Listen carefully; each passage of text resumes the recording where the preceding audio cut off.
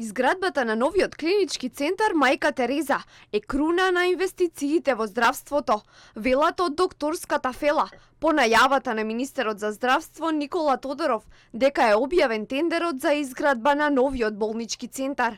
Според докторите, изградбата на ваков објект е потфат кој долго време бил потребен во македонското здравство.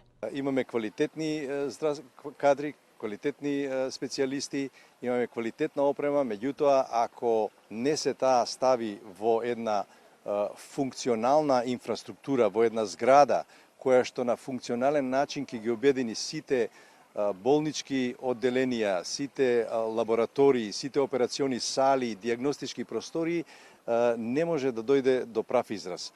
Пациентите нема повеќе да се лекуваат во стари и дотраени згради. Ке се подобрат условите за работа на докторите и медицинскиот персонал, а ке се намали и гужвата во кампусот, смета директорката на клиниката за пулмологија и алергологија, набројувајќи ги бенефитите од изградбата на новиот комплекс. Ова дојде како круна на сето ова што се случуваше, како врв на сите овие реформи во здравството.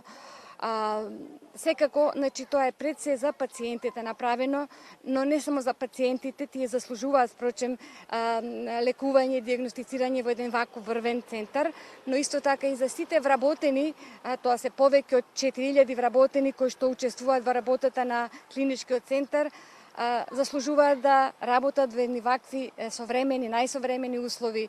Во официјалниот гласник на Европската унија веќе е објавен тендерот за изградбата на новиот клинички центар Мајка Тереза. Почетокот на градежните работи е најавен за првиот квартал на 2017 година, а е предвидено да завршат до 2021 година. Инвестицијата само за изградба е во висина од 70 милиони евра. Според првиот човек на македонското здравство Никола Тодоров, со изградбата на овој болнички комплекс, Македонија ќе го добие најмодерниот клинички центар во југоисточна Европа.